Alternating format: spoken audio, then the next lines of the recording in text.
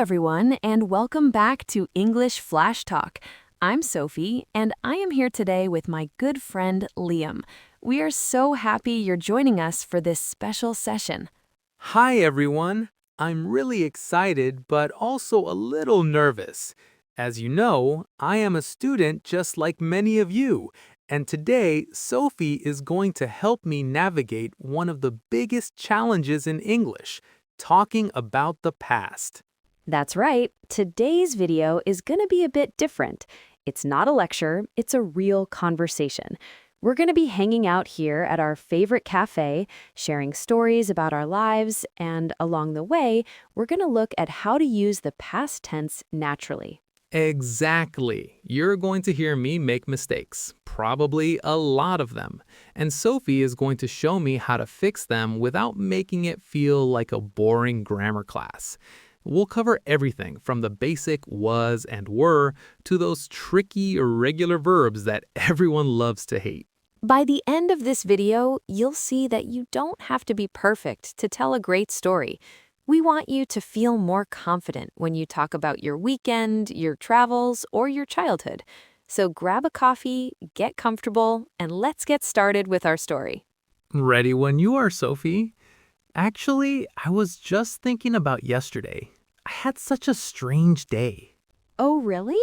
Tell me everything. But wait, did you just say I was thinking? That's a great start. You're already using the past. I am trying, but yesterday, I was very busy. It started in the morning, the weather was terrible, it was raining so hard. I was at my house and I looked out the window. I was worried because I had a meeting at the city center. Perfect use of was. You used it for yourself, for the weather, and for the meeting. That's the first big step. People often get confused with was and were, but you nailed it.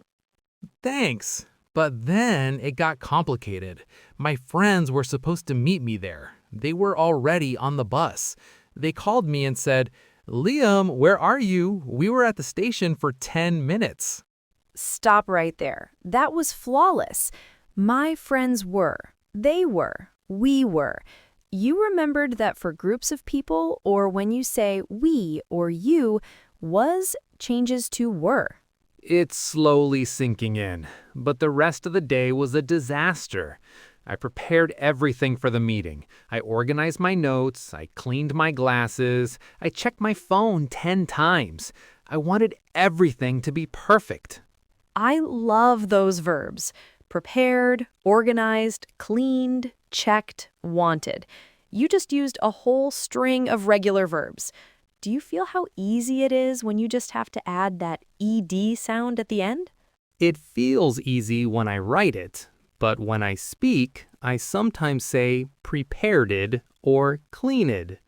I feel like I need to make the ed very loud so people know I am talking about the past. I totally understand that. It's a very common habit. In your native language, you probably pronounce every letter very clearly. But in English, we are a bit lazier with the ed. For prepare, it's just prepared, one syllable.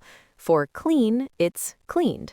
You don't need to add an extra id sound unless the verb ends in a t or a d sound, like start becomes started, or want becomes wanted. Oh, so that's the secret. If the word ends in T or D, I add the extra sound. For everything else, I just keep it short. Exactly. I walked, I talked, I played. Short and sweet. Okay, so back to my story.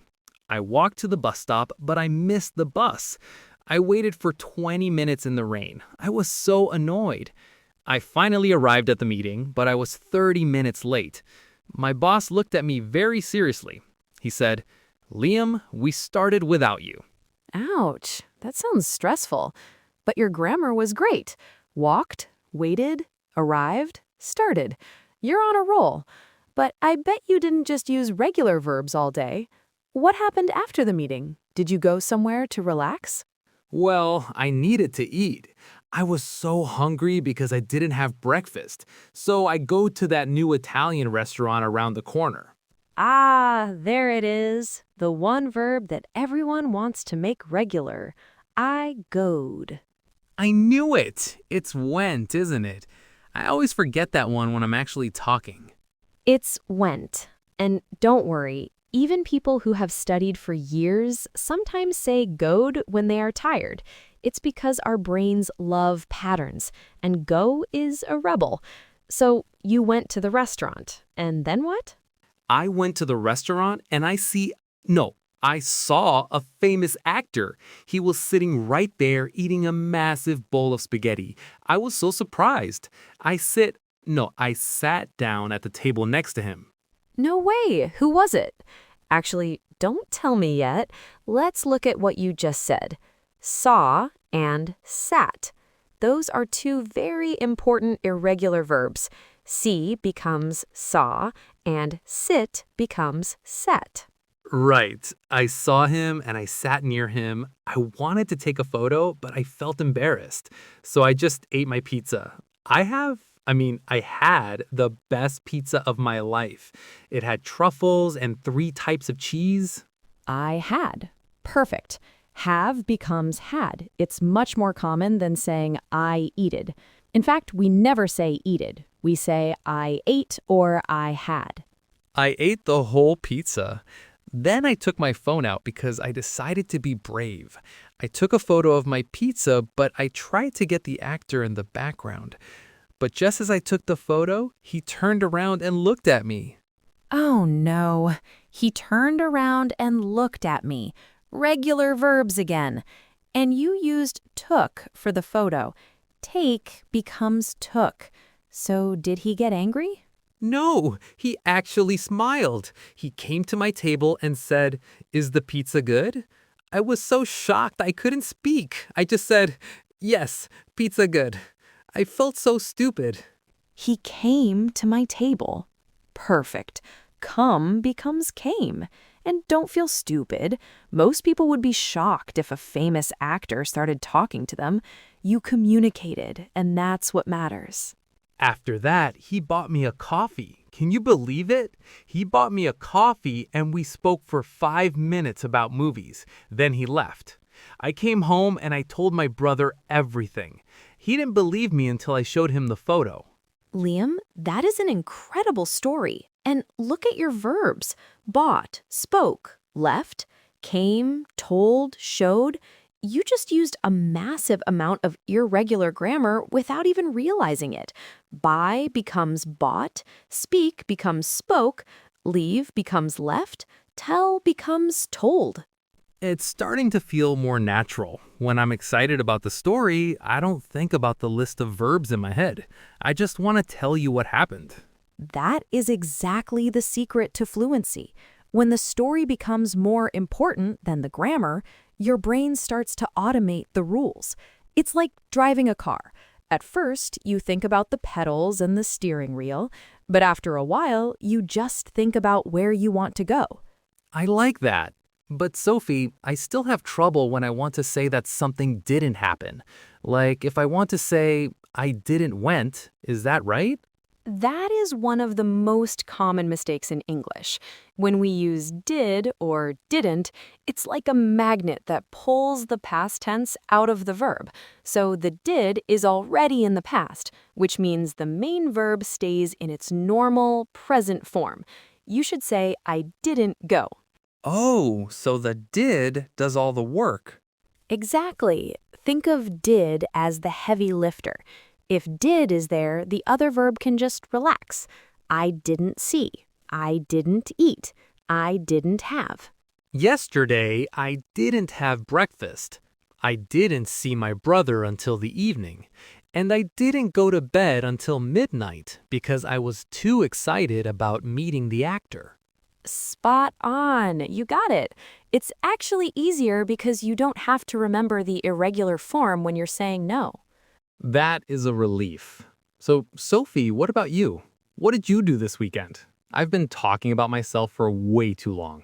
Well, my weekend was much quieter than yours. I didn't meet any famous actors, unfortunately. On Saturday, I stayed at home and finished a book I started last month. It was a mystery novel, and the ending was so unexpected. I loved it. Then on Sunday, I went for a long walk in the park. I saw many families playing together. I bought some flowers for my apartment, and then I came home and made a big dinner for my roommates.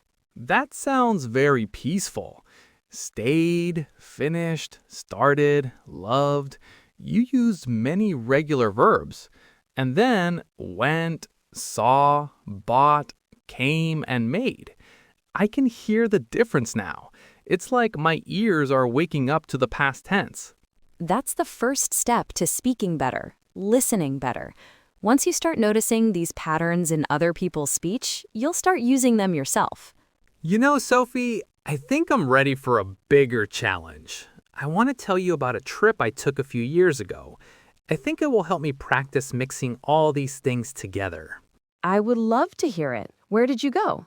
I went to the mountains. It was a summer trip with my family.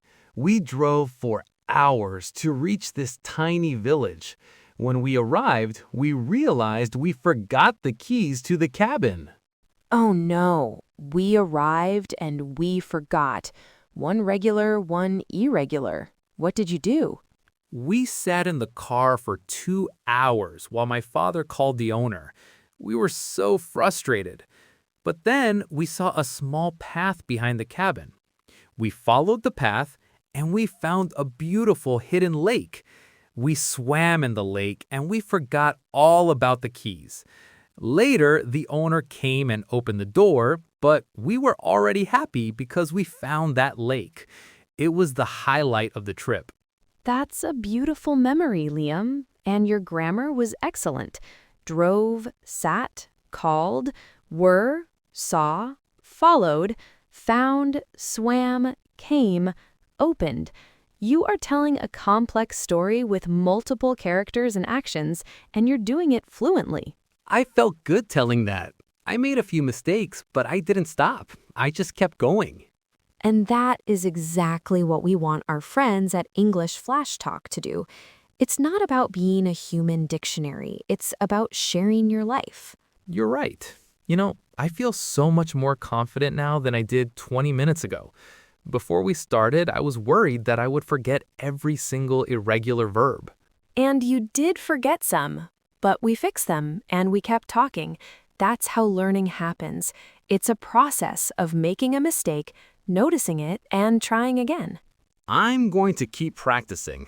I think I'll start a journal where I write 3 things I did every day. That is a fantastic idea. Writing helps your brain process the grammar at a slower pace. Then when you speak, those words come out faster. I agree. Well, Sophie, thank you so much for this lesson that didn't feel like a lesson at all. I really enjoyed our conversation. Me too, Liam. You did a great job today. And to everyone watching at home, we hope you enjoyed this conversation too. We want to hear from you. Yes, please. Don't just watch us, participate. We have a challenge for you. Think about your last weekend. What is one thing you did that was fun and one thing you didn't do? Write your answers in the comments below. Try to use at least one regular verb and one irregular verb. For example, I watched a movie and I went to the beach. I cooked dinner, but I didn't wash the dishes. Exactly. We will be reading your comments and cheering you on.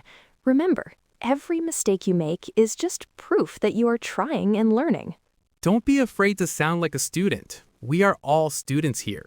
Even Sophie is still learning new things every day, right? Always. Language is a never-ending journey, and I'm just happy we're on this path together. Well, I think it's time for another coffee. All this talking about the past made me thirsty in the present. Good point. Let's go. Maybe we'll see another famous actor. I hope so. If I see one, I will tell him, last time I saw an actor and he bought me a coffee. Now it's your turn. You're getting too confident, Liam, but I love it. See you in the next video, everyone. Keep practicing. Bye, everyone. Happy learning and see you soon on English Flash Talk.